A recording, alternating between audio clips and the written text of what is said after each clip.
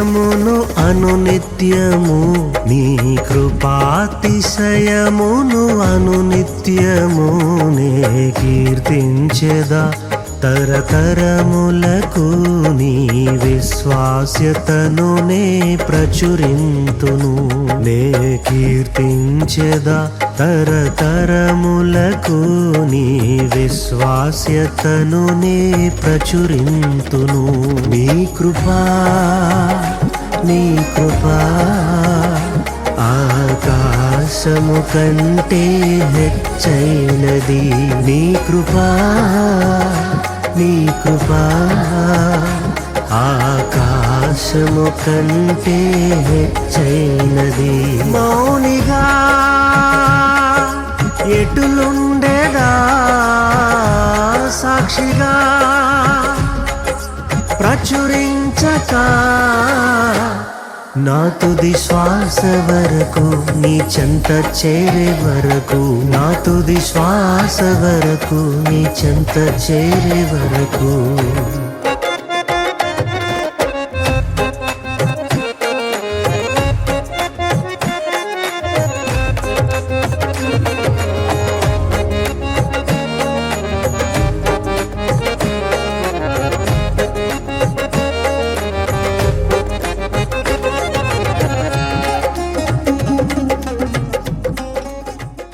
దేవుని నామానికి వందనాలండి. అవకాశం ఉన్న పాస్టర్ గారికి, పాస్టర్ గారికి, శామిలన్నికి, సంఘస్థులందరికీ నా వందనాలు చెల్లించుకుంటున్నాను.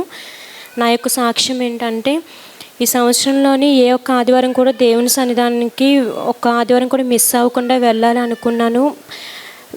అలానే చర్చ్కి వచ్చాను. ఒకే ఒక్క ఆదివారం జూన్ నెలలోని ఒక సిచ్యువేషన్ వల్ల లేట్గా చర్చికి చాలా లేట్గా రావాల్సి వచ్చింది. ఆ జూన్ నెలలో ఎంత అంటే ఫస్ట్ ఆదివారమే మేము చాలా లేట్గా వచ్చాము. చాలా బాధపడ్డాం దేవుని సన్నిధానంలోని. జూన్ నెలలోనే నాకు మా అనితకి స్కిన్ ఇన్ఫెక్షన్ వచ్చిందండి. ఆ స్కిన్ ఇన్ఫెక్షన్ ఎంత దారుణం అంటే చాలా ఏడుపు వచ్చేది. ఒకానొక సిచ్యువేషన్స్లోని పర్సనల్ ప్రాబ్లం అలాంటి సిచ్యువేషన్స్లోనే అయితే అసలు ప్రభువా ఆడపిల్లకి ఎందుకు పుట్టాం అనేసి అన్నంత బాధ వచ్చింది. అసలు ఇంకా హాస్పిటల్కి వెళ్ళినా సరే, మెడిసిన్ యూజ్ చేసినా సరే, అసలు మెడిసిన్ ద్వారా కూడా అసలు ఎటువంటి స్వస్థత కానీ ఏమీ అవ్వలేదు.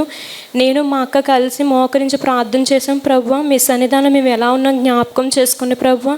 మీ సన్నిధానంలో మేము కానీ సరిగ్గా లేకపోతే మమ్మల్ని సరిచేయండి ప్రభువా. ఇలా ఉండడం ద్వారా అందరూ మమ్మల్ని అవమానపరుస్తారు. సరిగ్గా అసలు మాకు అనారోగ్యంగా ఉంది ప్రభువా, నేను స్వస్థపరచండి అన్నప్పటికీ దేవుడు మహాకృపను బట్టి ఏ ఒక్క ట్యాబ్లెట్ ఏ రోజు నుంచి అయితే ఆపేసామో ఆ రోజు నుంచి నాకు మా అక్కకి సంపూర్ణంగా దేవుడు స్వస్థపరిచారండి. అలానే నాకు ఒక మంచి కంపెనీలో జాబ్ రావాలని ఆశపడ్డాను. ఫస్ట్ నాకు ఏప్రిల్లో జాబ్ వచ్చినప్పుడు ఒక సిచ్యువేషన్ వల్ల నేను ఆపేసుకున్నాను. మరలా నేను దేవుని సన్నిధానంలో అడిగాను, ప్రభువా నాకు ఒక మంచి లెవెల్లో ఉండే జాబ్ నాకు ఇవ్వండి, ఇలా చిన్న చిన్న ఆఫీసులో నాకు వద్దు ప్రభువా, నాకు మంచి జాబ్ ఇవ్వండి అనగానే వైజాగ్లోనే నాకు టౌ డిజిటల్ కంపెనీలోనే మంచి ఉద్యోగం దేవుడు ఇచ్చారండి. అంటే నాకు ఒక ఐడి కార్డు వేసుకొని అంటే కొంచెం పాష్గా ఉండాలని ఆశ. దేవుని మహాకృపను బట్టి నాకు మంచి జాబ్ ఇచ్చారండి. ఈ చిన్న సాక్ష్యం దేవుడు దీవించిన మనకు నా వందనాలండి. కోట్లాది స్తుతులు వేలాది వందనాలు చెల్లించుకుంటున్నాను. మరి పాస్టర్ గారికి, పాస్టర్ అమ్మ గారికి కూడా నా వందనాలు, బాబుకు నా వందనాలు. మరి నా సాక్ష్యం ఏంటంటండి, 2024 మరి దేవుడు మా పట్ల ఎన్నో గొప్ప మెరుకులు చేశారండి. మేము ఊహించలేమండి అసలు చెప్పాలంటే. మరి మా బాబు విషయంలో మేము ఎన్నో ఒడిదుడుకులు పడ్డామండి. మేము రాత్రి పొగులు దేవుడికి స్తుతించిన నేనైతే దేవుడి రుణం అయితే తీర్చుకోలేనండి. నేను ఎంత ఎడతెక్క ప్రార్థన చేసినా మరి ఎన్ని కష్టాలు పడ్డామో మేము తెలియదండి, ఆ దేవుడికి తెలుసండి. మరి మా పట్ల దేవుడు ఎన్నో గొప్ప కార్యాలు చేశాను. ఒక రోజంతా నేను సాక్ష్యం చెప్పిన దేవుడికి సరిపోదండి చెప్పాలంటే. మరి ప్రతిదీ బాబుకి, పాస్టర్ గారికి, పాస్టర్ అమ్మ గారికి చెప్పేదాన్ని. మరి మా బాబు ఇలాగ ఎగ్జామ్స్ రాస్తున్నారు, కొద్దిగా ప్రార్థనలు పెట్టండి అయ్యగారు, అమ్మగారు, బాబు అంటే కంపల్సరిగా పాస్ అవుతారు, మీరేం టెన్షన్ పడదు. నిజంగానండి. మరి అయ్యగారు ప్రార్థన, అమ్మగారు ప్రార్థన, బాబు ప్రార్థన దేవుడు ఆలగించాడండి. అలాగే మరి ఎగ్జామ్స్లో పాస్ అయ్యాడు. 2 నెలలు అవుతుంది మా బాబుకు జాబ్ వచ్చింది కంపెనీలో, కర్నూలులో.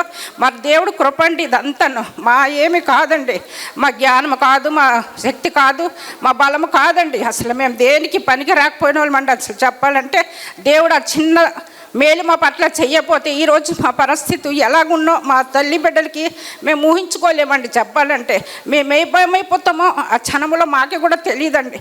అంత టెన్షన్లో అంత దీనిగా వెళ్ళిపోయాడండి మా బాబు. నేను కూడానండి మరి మొన్న కూడానండి ఒక చిన్న మా కారు కోసం కూడా బాబుకి చెప్పామండి. చెప్తేమో కిందిటి నెల నుంచి మేము ప్రార్థన చేస్తున్నామండి ఆ కారు కోసం. ఎంతోమంది 5,50,000కి తప్ప రూపాయి ఎగస్ట్రా ఇవ్వమని చెప్పారండి. బాబుకు చెప్పానండి, బాబు ఇలా జరుగుతుంది నాన్న, మరి కొద్దిగా మేము ఒడిదుడుకుల్లో ఉన్నాము, బాబు కూడా కొద్దిగా అప్పులు అయ్యాడు దానివల్ల అనేసి అంటే, మీకెందుకండి నేను ప్రార్థనలు పెడుతున్నాను కదా, మీరు ప్రార్థనలు పెట్టండి, అది కంపల్సరీగా అయిపోద్దని మరి బాబు ఎలా చెప్పారో, మరి పాస్టర్ గారు ఎలా చెప్పారో ఆ రీతిగానండి 25వ తారీఖున మేము క్రిస్మస్ బాగా జరుపుకున్నాము. 26వ తారీఖునండి ఒక్క రోజులో దేవుడు ఎంత గొప్ప కార్యం చేశారండి. అనుకోకుండానండి సేల్స్ అయిపోయిందండి 5,80,000కండి. మరి దేవుడు ఎంత గొప్ప కార్యం చేశారు, ఎంత గొప్ప మెరుకులు చేశాడండి. మరి మేము ఎన్నో మరణ అపాయముల నుంచి కూడా మమ్మల్ని తప్పించాడండి దేవుడు. మరి ఇంత కాదండి, మా తల్లి ముగ్గురు రోజు ఏమైపోదుమో మాకే తెలియదు. మా మనవడు మా మనవరాల పట్ల కూడా మరి దైవజనులు వచ్చారు, ప్రార్థన చేశారు. ప్రతిదీనండి, ఒకటి కాదు రెండు కాదు. మరి సంఘానికి అండి మా అమ్మ బస్ట్ అండి, మా అమ్మ ద్వారా మేము నమ్ముకున్నాము. అప్పటి నుంచి సంఘముకు మాకు ఎప్పుడు మేము విడిచిపెట్టలేదు. మరి పాస్టర్ గారు బాబు చేసిన ప్రార్థన మాకు ఎంతో ఫలించింది. మేము ఎన్నో విషయాలు నేర్చుకున్నామండి. అసలు చెప్పాలండి మాకు ప్రార్థన రాదు, మాకు సాక్ష్యం చెప్పడం రాదు. చెప్పాలంటే మరి ఈ సంఘానికి వచ్చి మేము ఎంతో బలపడ్డామండి, ఎంతో దీవెన ఆశీర్వాదం పొందామని చెప్పాలంటే ఏ సంఘం కూడా ఇలాగ లేదండి. నేను ఈ సంఘంకు రాకముందు ఎన్నో సంఘాలకు మా అక్కడ డ్యూటీ చేసినప్పుడు మా సిస్టర్లతో నేను వెళ్ళేదానండి. మా సిస్టర్లు అడిగేవారు, మీరు అక్కడ సంఘం మీ సొంత చర్చియా, ఏ పాస్టర్ గారు అన్నీ అడిగేవారండి. పలానా పాస్టర్ గారు అంటే మా సిస్టర్లు కొంతమందికి అందరికీ తెలుసు అయ్యగారు. అప్పుడు చెప్పాను, అమ్మ ఒక్కసారి మా చర్చికి రండి, మీ చర్చికి నేను ఎన్నో చర్చిలకు వచ్చాను కానీ నాకు ఏమీ అనిపించలేదమ్మా, మా చర్చికి రండి ఏమీ అనుకోకుండా అనేసి నేను చెప్పేదాన్ని అండి. వాళ్ళకైతే నేను 4-5 చర్చిలకు వెళ్ళాను సుమారు వాళ్ళతో పాటు. నేను ఈ చర్చిలో ప్రతిదీ బహుమానం పొందుకున్నట్టుగా, ప్రతి కష్ట సుఖాల్లో కూడా నేను పాలు పొందుకున్నట్టుగా ఇంకే చర్చిలో నేను అనుభవించలేదండి. ఈ ఒక చిన్న సాక్ష్యం దేవుడు దీవించునుగా. మొదటగా దేవుడి నామానికి వందనాలు. అవకాశం ఇచ్చిన పాస్టర్ గారి కుటుంబానికి వందనాలండి. మరి నేను చెప్పబోయే సాక్ష్యం ఏంటంటే, మరి అక్టోబర్ 8వ తారీఖుని ఇంట్లో ఇలాగ వంట చేస్తుండగా నాకు చాలా సీరియస్ అయిపోయిందండి. ఆ టైంలో డాక్టర్ గారి దగ్గరికి వెళ్తే నాకు హెమోగ్లోబిన్ 3 పాయింట్స్ ఉంది, చాలా సీరియస్ కండిషన్లోకి వెళ్ళిపోయామని చెప్పారు. అయితే భయపడ్డాను. ఫస్ట్ బ్లడ్ ఎక్కించడం నాకు ఎప్పుడు తెలియదు కదా అని భయపడ్డాను. పాస్టర్ గారు ఫోన్ చేస్తే పాస్టర్ గారు అన్నారు, భయపడకే, అదేం అవ్వదు, మామూలు గ్లూకోజ్ ఎక్కించుకున్నట్టు ఉంటుంది, రికవర్ అవుతావని చెప్పి ధైర్యం చెప్పి ప్రార్థన చేశారు. మరి ఆ బ్లడ్ ఎక్కించుకున్నానండి. ఎక్కించుకున్న తర్వాత ఏంచి డాక్టర్ మళ్ళీ నాకు బ్లడ్ కౌంటింగ్ పెరగట్లేదని స్కాన్లు అవి చేయించారు. చేయించిన తర్వాత పాస్టర్ గారు కూడా ఫోన్ చేసి మాట్లాడి ధైర్యం చెప్పేవారండి. ఏం అవ్వదు లక్ష్మి, ధైర్యంగా ఉండు, నువ్వు మనసులో ఏం పెట్టుకోక అన్నారండి.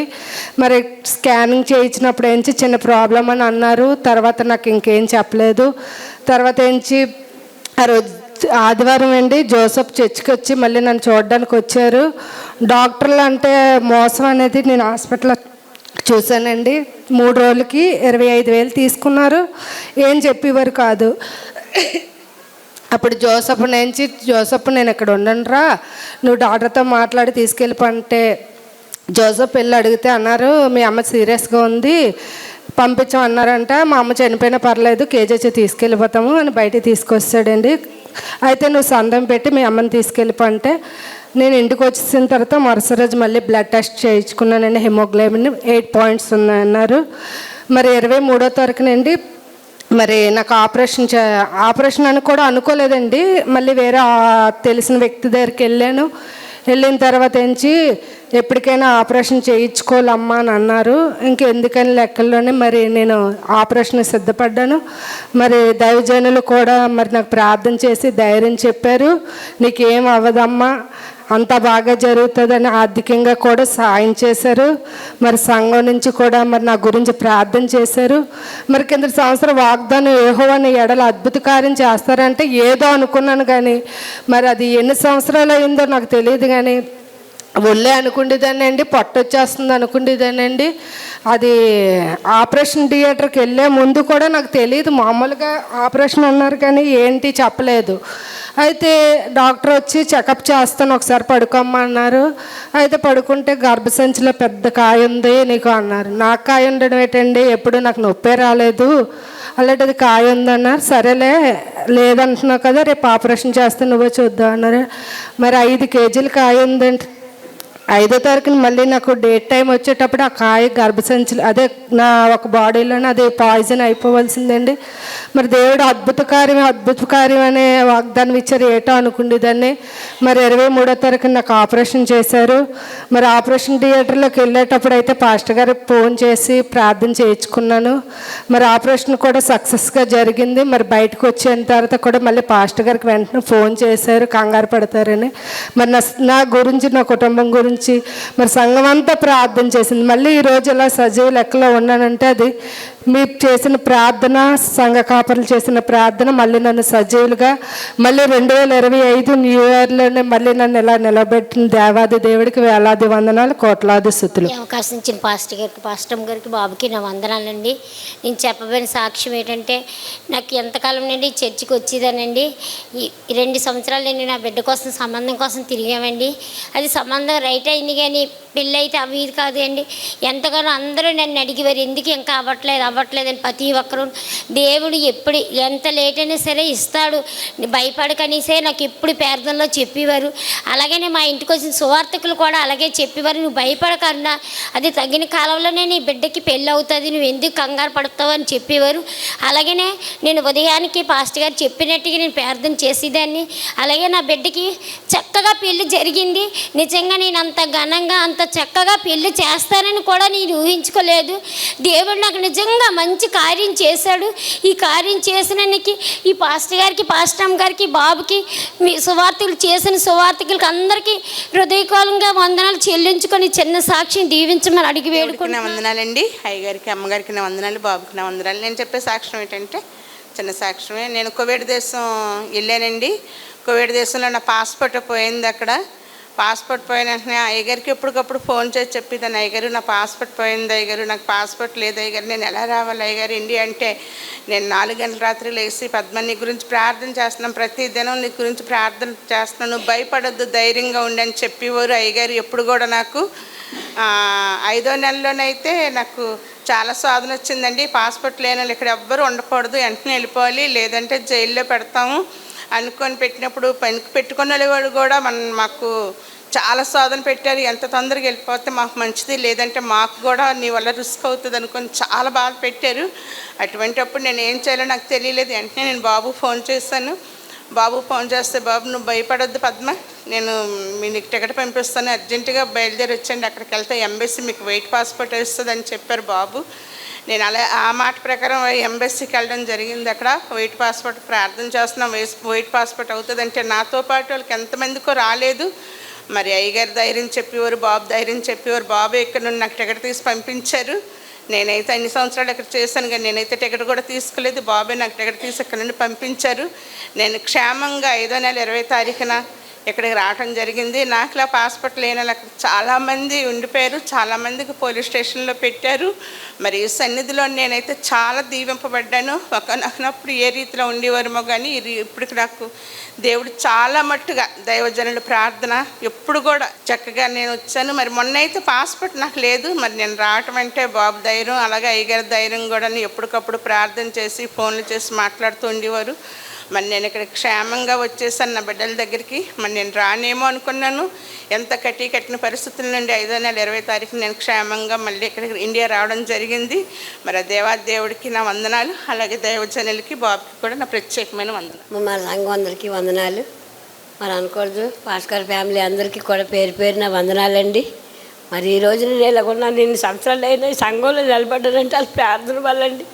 నేను నా బిడ్డలు కూడా ఎన్ని కష్టాలు, కంటి ఆపరేషన్లో కాదు, పడిపోయినప్పుడు చెయ్యి ఇరిగిపోయేటప్పుడు కాదు, ప్రతి విషయంలో కూడా నన్ను దేవుడు బాగా దీవించాడండి. పాస్టర్ గారు దీవెనమ్మని పెట్టినందుకల్లా ప్రతి ఒక్క కార్యం కూడా చేశారండి. నడవలేనేమో అనుకున్నాను, తిరగలేనేమో అనుకున్నాను, కళ్ళు కనపడవేమో అనుకున్నాను. అన్ని విషయాలు కూడా దేవుడు నన్ను నడిపిస్తున్నాడు చేయి పట్టి. నిజంగానే దేవుడు చాలా గొప్పవాడు. మరి నాకు 3 కూతుర్లోనండి ఒక కూతురు కరపూర్ ఇచ్చాను. మా అల్లుడి గారికి ఏమోని వచ్చి కడుపులో కాయ ఉన్నదని చెప్పారండి. ఏటే బాబు నాకు క్రిస్మస్ ముందు ఇలాంటి సంగతి చెప్పావు, నేను క్రిస్మస్ పండుగలోని అక్కడ నేను రానే బాబు అనేసి నా కొడుకుని పంపించానండి. అక్కడ 3 రోజులు ఉండి వచ్చారు మా అబ్బాయి. అమ్మ ఇలాగ ఉంది, మరి నువ్వు వెళ్తావా ఏంటంటే, నేను జనవరి 1 అయ్యిందాక నేను వెళ్ళనురా, నాకు దేవుడి తర్వాత నాకు ఎవరైనా సరే నా బిడ్డలే కాదు, నా భర్తే కాదు, నా కొడుకు కోళ్ళే కాదు, నాకు దేవుడే కావాలి ముందని నేను ప్రార్థన చేసేదానండి. మా అల్లుడి గారి కోసం కడుపులో కాయ కోసం అమ్మ పండగ వెళ్ళాక చేస్తామన్నారే, ఇప్పుడేమో ఇంటికి పంపించేస్తామన్నారు. ఓన్లే గొప్ప దేవుడు, నేను సాక్షిని సన్నిధిలో చెప్పాలి నాయన, నాకు నువ్వు తప్ప నాకెవరు లేరు, అన్నిట్లో కూడా నువ్వే దీపం పడుతున్నావు తండ్రి. నిజంగా తండ్రి అనేసి మా అమ్మగారితో చెప్పాను, అయ్యగారితో చెప్పాను, సామ్యాల బాబుతో చెప్పానండి. మా దొండపత్రులను కూడా ఒకటి కోల్పోయి ఉన్నానండి నేను. మా వదిలి గారు చనిపోయారండి మొన్నే క్రిస్మస్కి ముందు రోజునండి. మరి నేను ఎలాగ తిరుగుతున్నానో నాకు తెలియదండి. దేవుడు ప్రార్థన చేసి ధైర్యం తెచ్చుకొని నేను తిరుగుతున్నాను. ఈరోజు సాక్షి చెప్తున్నానంటే నాకు చాలా ధైర్యం ఇచ్చాడు దేవుడు. వెళ్తానో చర్చికి వెళ్ళను అనుకునేదాన్ని అండి. దేవుడు ఈ సాక్షి దేవుడు దీవించాలండి. నా అల్లుడికి బాగు చేయాలండి. నిజంగా ఆపరేషన్ లేకుండా మందుల ద్వారా తగ్గాలని నేను మీ అందరినీ ప్రార్థన చేయమంటున్నానండి. కడపూర్ పాప భర్తకి. దేవుడి నామానికి వందనాలు. ఫాస్టర్ గారికి, ఫాస్టర్ గారికి నాకు వందనాలు. చిన్న ఫాస్టర్ గారికి నాకు వందనాలు. గడిచిన సంవత్సరం అంతయు దేవుడు ఎంతగానో ఆయన రెక్కల నీళ్ళలో మనందరినీ ఈ విధంగా కాపాడినందుకు ఆయనకి మనమందరము సాక్షులమై ఉన్నాము. నాకైతే తండ్రి దేవుడు ఈ సంవత్సరంలో చాలా ఆశ్చర్యకార్యాలు, చాలా అద్భుత కార్యాలు చేశారు. సడన్గా అయితే మా మామయ్యకి అక్టోబర్ నెలలో చాలా సీరియస్ అయిపోయింది. నైట్ 12 అయ్యింది. ఆ టైంకి మేము అప్పుడు దాకా 10:30 వరకు మేము ఉండి వెళ్ళాము. 12 అయింది. ఆ టైంకి నా మామయ్య చాలా కంగారు పెట్టారంట. వాంతులు అయిపోతూ చాలా కళ్ళు అయితే ఆలేసి చాలా సీరియస్ అయిపోయిందంట. మేము అప్పుడు దాకా ఉన్నాం, మాకు తెలీదు. మా అత్తయ్య ఏమో మాకు చెప్పలేదు. ఆ టైం అప్పుడు ఫోన్ చేసి కంగారు పడిపోతున్నారు. ఇంక అప్పటికప్పుడు మేము ఇక్కడ అక్కయ్యపాలెంలో హాస్పిటల్ ఉంటే సెంటెన్స్ హాస్పిటల్ తీసుకొని పరిగెట్టాం. ఆ టైం అప్పుడు ఇంకా ఆయనే ఉంటారు, ఇంకెవరు ఉండరు మా అత్తయ్య అంటే. ఇంక అప్పటికప్పుడు ఆయన తీసుకొని వెళ్ళాము. తీసుకెళ్ళి బాటిల్స్ ఎక్కించి టెస్ట్లు అవన్నీ చేసి అమ్మ ప్రజెంట్ పర్వాలేదు, ఆయన కొంచెం డ్రింకింగ్లో ఉన్నారు కదా, మార్నింగ్కి తెలుస్తుంది మీకు, మీరు ఇక్కడ జాయిన్ చేసేస్తా అంటే జాయిన్ చేసేయండి, లేదంటే మీకు మరి కాస్ట్ ఎక్కువైపోద్ది, చూసుకోండి, పర్వాలేదంటే చేసేయండి అని. పర్వాలేదండి మేమేమో పర్లేదు, ఎంతైనా పర్లేదు, మేము చూసుకుంటాము, చేసుకోండి అంటే వాళ్ళు అన్నారు, లేదులేమ్మా కొంచెం పర్వాలేదు, ప్రస్తుతాన్ని తీసుకెళ్ళండి, మార్నింగ్కి ఏమైనా బాగోపోతే అప్పుడు మళ్ళీ తీసుకొని రండి అని అన్నారు. సరేలే అని చెప్పేసి ఇంకేమైనా అంటున్నారు కదా అని చెప్పి మేము ఇంటికి తీసుకొని వెళ్ళిపోయాం. మళ్ళీ మార్నింగ్ 8 తర్వాత మళ్ళీ ఆయనకి సేమ్ అలానే వాంతులు అయిపోయేవి. అప్పటికప్పుడు ఇంకేం చేయాలి అని చెప్పేసి ఇంకా మా ఆయన అన్నారు, ఈఎస్ఐ ఉంది కదా, ఎందుకు ఎలాగే ఎవరూ వాడట్లేదు, అది మనం యూజ్ చేసుకోవచ్చు అని చెప్పి అంటే సరే అని చెప్పేసి ఇంక ఈఎస్ఐ తీసుకొని వెళ్ళాము. అక్కడ ఒక 5 days ఉంచారు. మొత్తం బాగా ఆయనకి కేర్ అయిన తర్వాత మేము ఇంటికి తీసుకొని వచ్చాము. మాకైతే చాలా భయపెట్టేశారు. ఆయన లివర్ పాడైపోయింది అలాగా అని చాలా అన్నారు. మాకు చాలా భయం వేసింది. ఆయన తినడానికి ఏమైనా తాగడానికి కూడా చాలా ఇబ్బంది పడిపోయారు. ఎందుకంటే ఆయన బాగా డ్రింకింగ్ ఎక్కువ చేస్తారు. అది కాక ఆయన చేసే పని కూడా బాగా డస్ట్లో ఉంటారు ఎక్కువ. మేము చాలా భయపడ్డాం. కానీ దేవుడికి ఒకటే కోరుకున్నాం, దేవుడా మాకంటూ ఆయన ఉండాలి, నాకు ఎలాగా తండ్రి లేరు, నాకు మా మామయ్యే తండ్రిలా నేను ఫీల్ అవుతాను. ఎప్పుడు స్టార్టింగే ఆయన చెప్పాను, ఆయన అలవాటు కూడా మానుకోమని చెప్పాను, కానీ ఆయన మానుకోవట్లేదు. దేవుడా నీవే ఆయనకి స్వస్థత కలిగించి ఆయన అలవాటు మానుకొని నీ సన్నిధికి వచ్చేలా చేయి ప్రభు అని ఎప్పుడు నేను ప్రార్థన చేస్తాను. దేవుడు ఇంకనూ నా మొర ఆలకించలాగున, ఆయనకి మా అత్తయ్యకి మంచి స్వస్థత దయచేయలాగున, ఇంకనూ నా భర్త తన డ్రైవింగ్ అంటే చాలా ఫాస్ట్ అండి. రోజు వెళ్తాడు కానీ నేను చాలా భయపడతాను, ఎలా వెళ్తాడో ఎలా వస్తాడో అని, ఎందుకంటే అంత ఫాస్ట్గా వెళ్తాడు. మా అమ్మాలకి అదే భయం, మీ ఆయన కొంచెం డ్రైవింగ్ స్పీడ్ తగ్గించమని చెప్పు అని. తను కొంచెం నెమ్మదిగా డ్రైవ్ చేయలాగున మీ అనుదిన ప్రార్థనలో జ్ఞాపకం చేసుకోండి. మేము చేయి డ్యూటీలో కూడా దేవుడు మేము వెళ్ళుచుండగా వచ్చుండగా ఆయన మార్గం అంతట్లో కూడా ఆయన కంచి కాపుదలని మాకు ఉంచినందుకు ఇక చిన్న సాక్ష్యం దేవుడు దీవించును గాక. దేవునికి, అయ్యగారికి, అమ్మగారికి, బాబుకి, నా సంఘానికి నా హృదయపూర్వక వందనాలండి. మరి ఈ దినమైతే మిమ్మల్ని అందరినీ చూస్తాను అనుకోలేదు. 4వ నెలలో రెండోసారి స్ట్రోక్ వచ్చిందండి. 2013లో వచ్చింది. మళ్ళీ 4వ నెలలో వచ్చిందండి స్ట్రోక్ వచ్చింది. వెంటనే వచ్చింది, వాళ్ళకి తెలియదు. ఫ్యాన్ వేస్తాంటారు, కూర్చోమంటారు, పడుకోమంటారు. అర్జెంటుగా తీసుకెళ్ళిపోండి బాబు, స్ట్రోక్ వచ్చింది నాకు అనేసి అంటే బండి మీద కూడా కూర్చొనే పోతాను. వెనకొకరు ముందాక నుండి పట్టుకుంటారు నాకు. మరి వెళ్ళానండి, జ్ఞాపకం లేదు, మరి స్పృహ లేదు. ట్యాబ్లెట్లు ఇచ్చారు, మింగేశాను.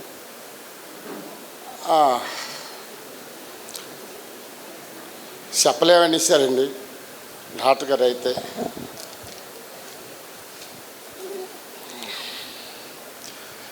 స్పృహ రాలేదమ్మా, బతుకుంటే తెల్లవారు అతనికి స్టంట్ వేస్తాము, లేదంటే లేదు అనేసారండి.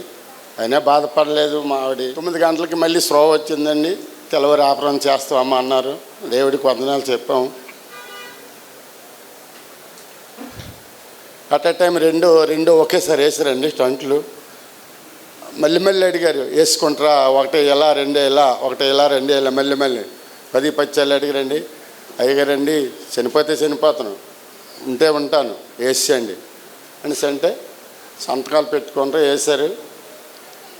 మిమ్మల్ని ఇలా చూస్తానంటే దేవుడి కృప, దేవుడి కాపుదల, దేవుడి ప్రేమ నాలో ఉందండి. పనే మానేయమంటే డాక్టర్ గారు మెట్లు ఎక్కొద్దు అన్నారు. కానీ నాకు జరగదండి, మెట్లు ఎక్కకపోతే పని చేయకపోతే జరగదు. దేవుడి కృప వల్ల పని అయితే చేయలేదు కానీ పని చేపుతాను. ఏదో కూలీ నాలుగు వెళ్ళా సరే నన్ను కొద్దిగా భద్రంగా ఉండమంటారండి. నన్ను ఎక్కువ చేయమంటారు. నీకు ఆరోగ్యం బాగాలేదు కదా రామారావు, నువ్వు ఇన్నలా చేయలేవు కదా, చేసేవాడు ఒకప్పుడే చేసేవాడు, ఇప్పుడు చేయలేవు. చేయకపోయినా పని ఉన్నా వాళ్ళు పిలుస్తారండి, పని ఆ పని పిలుస్తారండి. అంటే అంత దేవుడు ప్రేమ నాలో ఉంది. నేను వాళ్ళకి ప్రేమ పంచుతానండి. అందువలన మంచిగా వెళ్తాను. ఈ చిన్న సాక్ష్యం దేవుడి దీవించి. దేవునికి వందనాలండి. దైవ సేవకులు నాకు వందనాలు. నేను చెప్పబోయే సాక్ష్యం ఏంటంటే 2024లో మేము చాలా కష్టాలు పడ్డామండి. ఇంకోటి ఏంటంటే మాకు దగ్గర ఉన్న వాళ్ళు కూడా చాలామంది చనిపోయారు. మా అమ్మమ్మ చనిపోయింది, అలాగే మా తాతయ్య కూడా చనిపోయారు. కానీ వాళ్ళు మాకు బాగా క్లోజ్. వాళ్ళు ఏంటంటే ఎప్పుడు వెళ్ళా మమ్మల్ని బాగా చూసుకునేవారు. ఇంకోటి ఏంటంటే 2024 మే 13వ తారీఖుని నాకు ఒక యాక్సిడెంట్ అయిందండి. నేను ఆ రోజు శనివారం 12వ తారీఖుని నేను ఇంటికి వచ్చాను విజయనగరం నుండి. 13వ తారీఖుని నేను చర్చికి వచ్చి చర్చి సగంలోనే ఇంటికి వెళ్ళిపోయానండి. నేను యాక్చువల్గా ఫోన్ చర్చికి తేను ప్రతి ఆదివారం. ఆ రోజు ఎందుకో మరి ఫోన్ తీసుకొచ్చాను. ఇంటి దగ్గర నేను అమ్మ ఫోన్ చేస్తూ ఉన్నది కంటిన్యూస్గా. మరి ఎందుకో మరి నాకు అర్థం అవ్వలేదు. ఇంటికి వెళ్ళిన తర్వాత ఎందుకమ్మ ఫోన్ చేస్తున్నావు అంటే మామూలుగా చేస్తున్నానని చెప్పానండి. తర్వాత ఏంచో మా అమ్మ నేను కూర్చొని భోజనం చేసి అమ్మ నాకు పని ఉందని చెప్పేసి నా వర్క్ మీద స్టీల్ ప్లాంట్ వెళ్ళాను. అట్నుంచి నా వర్క్ అంతా అయిపోయింది. 3:30కి నేను స్టీల్ ప్లాంట్ నుండి రిటర్న్ అవుతున్నాను. నేను మా ఫ్రెండ్ బండి మీద స్టీల్ ప్లాంట్కి యువతల పక్క హైవే కాకుండా మామూలు రూట్లో వెళ్తుంటే పోలీస్ స్టేషన్ ఆపోజిట్గా స్పీడ్ బ్రేకర్ ఉంటుంది. అక్కడ స్లోగా వెళ్తుండగా వెనకాతల నుండి పెద్ద షిఫ్ట్ కార్ వచ్చి గుద్దేసిందండి. గుద్దేగానే బైక్ హ్యాండిల్ చేసుకున్నాం. కానీ అక్కడ డ్రైవర్ వచ్చేసి లేడీ డ్రైవరు, తను బ్రేక్ నొక్కిపోయి యాక్సిడెంట్ నొక్కగానే కార్ కూడా చాలా రేజ్ అయిపోయింది. బండి కొద్దిగా నేను ఇలా పడిపోయి పన్ను తిరిగిపోయిందండి. ఇక్కడ నుండి పెదవి చిట్లిపోయింది. నా ఫింగర్స్ ఏంచో గట్టిగా భూమికి తగలగానే ఒక్కొక్క ఫింగర్ బూరిలా పొంగిపోయండి. నాకు అర్థం అవ్వలేదు. నేను పడిపోగానే నా 2 చేతులు ఇరిగిపోయేమో అనుకున్నాను. టైర్ కిందకి వెళ్ళిపోయానండి. మా ఫ్రెండ్ ఏంచో మధ్యలో నుండి 2వ టైర్లోకి వెళ్ళిపోయాడండి. అదే టైర్ కానీ నా పొట్ట మీద నుండి పైకి వస్తే నేను అక్కడే స్పాట్లో చనిపోదును. కానీ అదే లైన్లో చాలామంది చనిపోయారంట. కానీ నన్ను అయితే దేవుడు చాలా కాపాడాడండి. వెంటనే నేను మా బావగారికి ఫోన్ చేస్తే వెంటనే ఎవరైతే గుద్దేశారో వాళ్ళే ఆర్కే హాస్పిటల్ తీసుకెళ్ళి మొత్తం ట్రీట్మెంట్ అంతా అతనే చేయించారు. కానీ చిన్న గాయాలతో గాయపడ్డాను. ఇంకోటి ఏంటంటే నేను నమ్ముతాను, ప్రతి ఆదివారం దైవ సేవకులు మమ్మల్ని ఆశీర్వదిస్తే బాగుంటుందని చెప్పి అనుకుంటాను. కానీ ఆ రోజు ఆదివారం జరిగింది ఏంటంటే పాస్టర్ గారు కోడియం మీద నించున్నారు. సాంగ్ పాడుతుంటే నేను మధ్యలో నుంచి వెళ్ళిపోయాను. మరి శామ్లన్నీ అడుగుతూ ఉన్నారు, అరే నువ్వేదో తప్పు చేసావు అని చెప్పేసి. మరి నేనైతే అదే తప్పు చేశానని చెప్పేసి అనుకుంటున్నాను. మరి నేను ఇట్టి రీతిలో ఉన్నానంటే కేవలం దేవుడి కృప. ఈ చిన్న సాక్ష్యం దేవుడు దీవించును.